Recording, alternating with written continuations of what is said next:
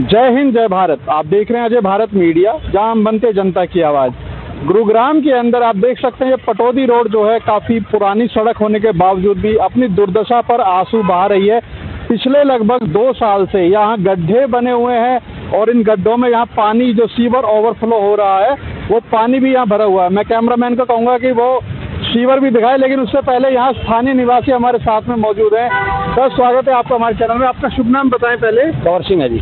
कंवर सिंह जी, ये परेशानी लगभग कितने समय से आप देखते आ रही हैं सर? तो जी कम से कम 2 साल हो चुके हैं। इलेक्शनों से पहले किए, बाद में किसी ने बताया बोला इलेक्शन के चक्कर में काम रुक रहा है, उस वजह से नहीं हो रहा। अब इलेक्शनों को भी 3-4 महीने हो गए हैं, आज तक कोई भी सुविधा नहीं है। 1-1.5-2 साल से ऐसा कैसा पड़ा हुआ है, पानी है, शिविर है, बच्चे हैं स्कूल में आते जाते हैं, बिल्कुल सबका ही बुरा हाल है जी। ना निकला जाता ना बढ़ा जाता कहीं से भी, बहुत ही बुरा हाल है। सरकार इस पर कोई ध्यान नहीं दे रही है जी। कंवर सिंह जी, ये जगह जहाँ हम खड़े हुए हैं क्या किस नाम से जानी जाती है? ये सरस्वती इंदगेव कादीपुर इंडस्ट्रीज एरिया जी। अच्छा, तो जैसे कि आपकी उम्मीद बनी थी जब यहाँ पर चुनाव हुए थे कि भाई अब विधायक बने हैं राव नरवीर जी, मंत्री बन गए हैं तो शायद काम होगा, तो लेकिन कोई काम अभी तक कोई काम नहीं हुआ है जी। यहाँ इलेक्शन में पहले भी नहीं था, उसके बाद में तो बिल्कुल कुछ भी नहीं हुआ। ये गड्ढे भी ठीक ठाक ढंग से साफ नहीं हुए अभी तो। अच्छा, तो इसको जेसीबी लगवा के थोड़ा बहुत ठीक ठाक कर दे या पानी सीवर लाइन थोड़ा सा निकाल दे, कुछ भी नहीं हुआ है जी।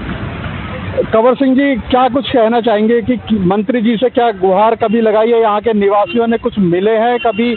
उनको खुद भी दिखाई देता होगा क्योंकि ये उनका इलाका पड़ता है, उनका एरिया है, उनकी विधानसभा है, तो उसके बावजूद ये कार्य नहीं हो रहा है। क्या समझते हैं आप, क्यों नहीं हो पाया अभी तक? पता नहीं साहब, जब पहले मिले थे गाँव को गए थे, उसके बाद बोला इलेक्शन है अभी तो बंद है, काम शुरू नहीं हुआ है, अभी इलेक्शन के बाद होगा।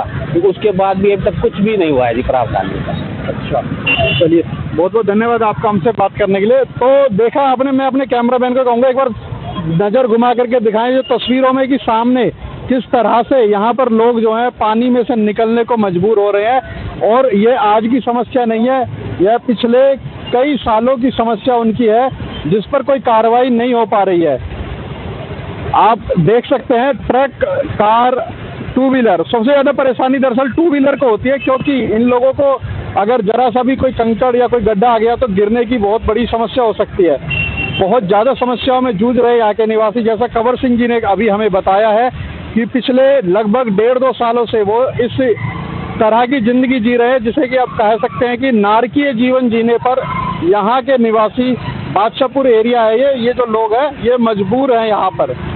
मैं आपको बताना चाहूँगा कि इस तरह की अनदेखी जो प्रशासन के द्वारा यहाँ की जा रही है वो बहुत ही गलत है, नाजायज़ है और इस तरह की अनदेखी नहीं करनी चाहिए।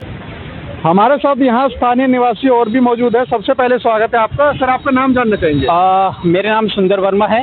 वर्मा जी, कितने समय से परेशानी झेल रहे हैं यहाँ के? ये लगभग मान के चलिए अंदाजा है 15 से 20 दिन हो गए हैं।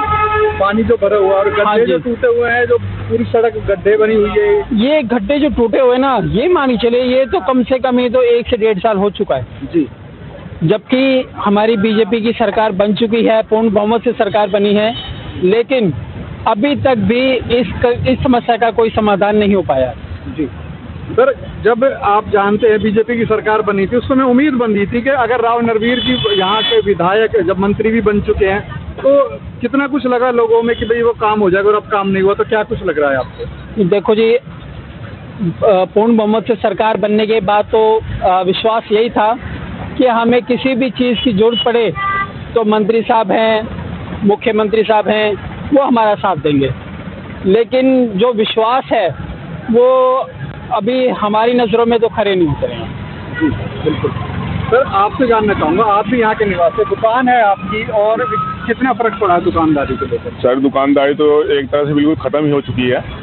हालांकि अब ऐसे हालात ऐसे हैं कि कोई रुक के राजी नहीं है। बिल्कुल सही बात है सर। ना तो कोई गाड़ी वाला रुक के राजी है, ना तो कोई पैदल रुकने को तैयार है। रोड क्रॉस करने में इतनी दिक्कतें होती हैं। बाई द वे, अगर बाइक वगैरह भी खड़ी कर देते हैं दुकान के आगे तो गाड़ी वाले छींटे मारते हुए जाते हैं, लेकिन प्रशासन को इसकी तरफ कोई ध्यान ही नहीं है। और चलिए ठीक है, जिसका भी है कम से कम नाले सही करवाए जाए, और अगर किसी का पानी है भी तो उनके खिलाफ कार्रवाई की जाए। बिल्कुल सही बात। जो पानी ये नाले में छोड़ रहे हैं, नाला ब्लॉक है, आप अपने खड्डा बनवाइए, उसमें डालिए, लेकिन नहीं, वो रोड पे पानी छोड़ रहे हैं तो उनके खिलाफ कार्रवाई होनी चाहिए। लेकिन कुछ हो नहीं रहा है। आप कह रहे हैं कि रोड पर जो पानी छोड़ रहे हैं, जो आम इंसान है आपकी तरह के, उनके खिलाफ कार्रवाई होनी चाहिए। बिल्कुल क्या ये प्रशासन की जिम्मेदारी नहीं बनती है कि वो इस पानी का कुछ समाधान करे?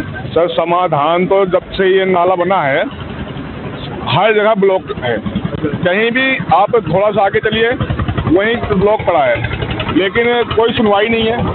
खामखा बस ये लगा लीजिए कि पब्लिक परेशान हो रही है। बारिश में भी अभी तो कोई बारिश भी नहीं है, फिर भी इतना बुरा हाल है। बारिश नहीं है, बिना बारिश के यहाँ बारिश जैसा माहौल है। बिल्कुल सर, लेकिन वही है कि अब ना तो नरवीर जी हैं, मंत्री हो गए, लेकिन कम से कम अपने क्षेत्र का ध्यान दें। यहाँ कोई ध्यान नहीं देते सर। लगता है आपको जो मंत्री बनने के बाद में क्या इस रास्ते से वो निकले होंगे या नहीं निकले होंगे? नहीं सर, आपसे जानना चाहूँगा सर, आ जाइए एक बार थोड़ा सा, आपका शुभ नाम जानना मेरा चाहूँगा। अनिल कुमार है भाई साहब। जी अनिल जी, क्या कह रहे हैं आप, बताएं। मैं ये कह रहा हूँ नरबीर 2-3 बार भी मंत्री रह चुके हैं। बिल्कुल सही बात। ठीक है जी। और राव साहब के गांव में ही काम क्यों होता है, जाटों के गांव में क्यों काम नहीं होता? सेक्टर 10 से लेकर और सरू तक चले जाओ, अभी जितने गड्ढे हैं, पब्लिक निकलती बढ़ती है। स्कूल के बच्चे स्कूटी मोटरसाइकिल लेके निकलते हैं, लेडीज उनके साथ 3-4 दफा तो मैंने देख लिया लड़कियों के साथ बच्चे पढ़ते हुए जो स्कूटी से नीचे। बिल्कुल गिरते होंगे सर, आप ठीक है जी। कह रहे हो, इस हालात में तो।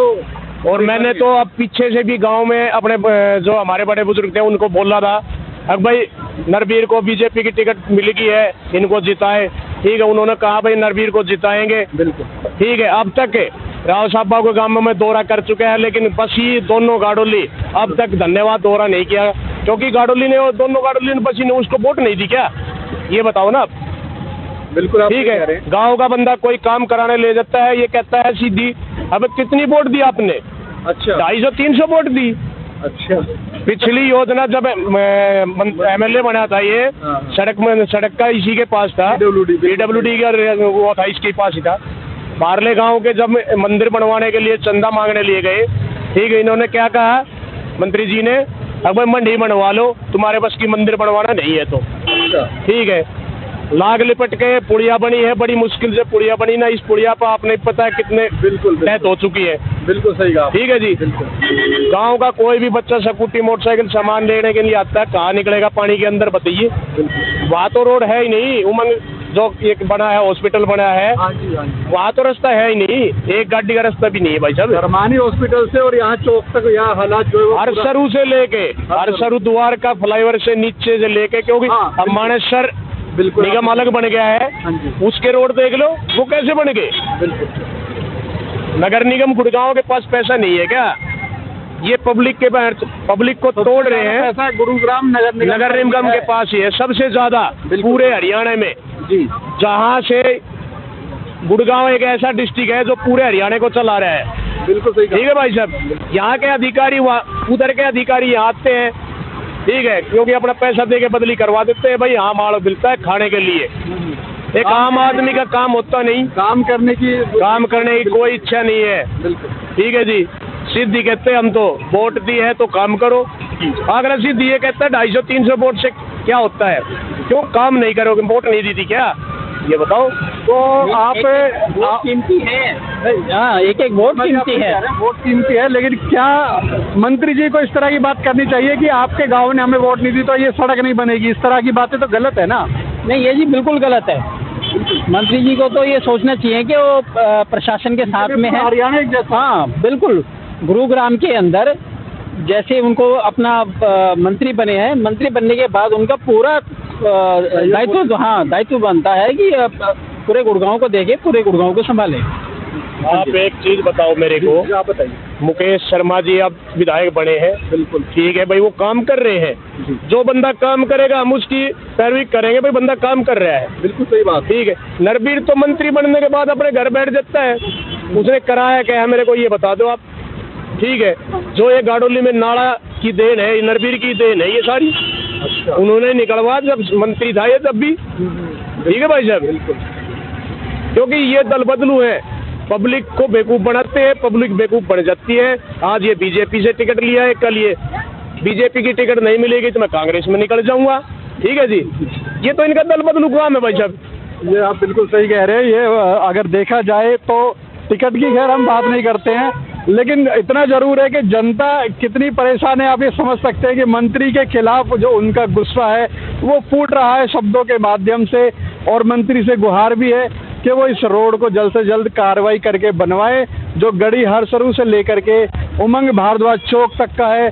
लोगों का बुरा हाल है, जनता परेशान है। मंत्री जी, आपके लिए बेशक हो सकता है वोट ना मिली हो, आपको कम मिली हो, लेकिन आप मंत्री पूरे हरियाणा के हैं। हरियाणा के बाकी जिलों ने तो आपको वोट नहीं दी ना, यहाँ के लोगों ने फिर भी आपको वोट तो दिया है। करवाइए कार्रवाई।